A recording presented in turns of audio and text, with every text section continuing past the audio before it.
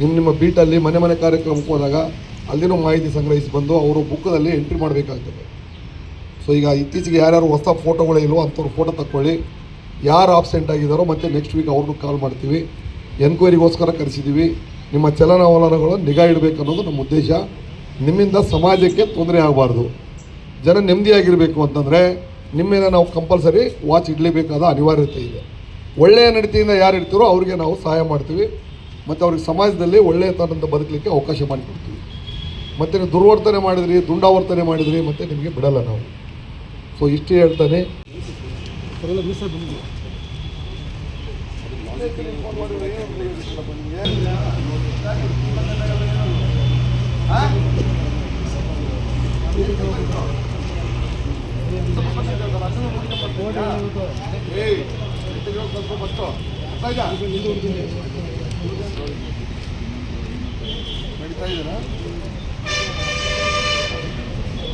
ಏನು ಕೆಲಸ ಮಾಡ್ತಿದ್ಯಾ?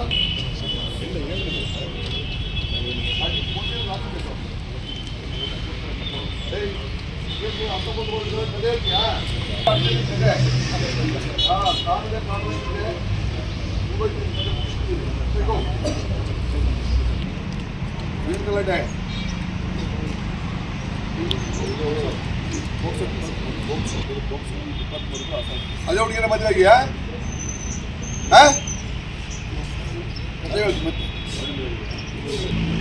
ಅದ್ಯಾಕೆ ಅದೆಲ್ಲ ನಾಳೆ ಕ್ಲಿಯರ್ ಮುಂಚೆ ಬರ್ಬೇಕು. ಅರ್ಥ ಆಯ್ತಾ? ಮತ್ತೆ ಇನ್ನೇನು ಪ್ಲಾನ್ ಮಾಡಿದ್ಯಾ? ಇಲ್ಲ ಏನು ಪೊಲೀಸ್ ಮಾಡೋದು ಅದು ಮಾಡೋದು ಈ ಕತೆ ಮಾಡಿದ್ರೆ ಮತ್ತೆ ಗಡಿಪಾರು ಮತ್ತು ಗೂಂಡ ಹಾಕಿ ಎಲ್ಲ ಆಗ್ತದೆ. ಅರ್ಥ ಆಯ್ತಾ? ಕರೆಕ್ಟಾಗಿ ಇಷ್ಟು ಜನ ಇರಲಿ, ಬೇರೆ ಬೇರೆ ತೊಗೊಂಡ್ರಿ, ಇಮ್ಮಿಡಿಯೇಟ್ ಸಪೋರ್ಟ್ ಮಾಡಿದ್ವಿ. ಅರ್ಥ ಆಯ್ತಾ? 25 ಡೇಸ್ ಅಂದರೆ ನೀನು ಬರೀ ರಿಯಲ್ ಎಸ್ಟೇಟ್ ಮಾಡ್ತಿರೋದು ಜಲ್ದಿ ಮೋಸ ಮಾಡ್ತಾ ಇದೆಯಾ? ಬಾಯ್ ಮುಚ್ಚು. 25ಗೆ ಸುಮ್ಮನೆ ಆಗ್ಬಿಡ್ತಾವೆ ನಿನ್ಮೇಲೆ. ಒಂದು ಕಥೆನೇ ಅದಾಗಿದೆ ಬೆಳಿಗ್ಗೆ ಅಂದ್ರೆ ಮತ್ತೆ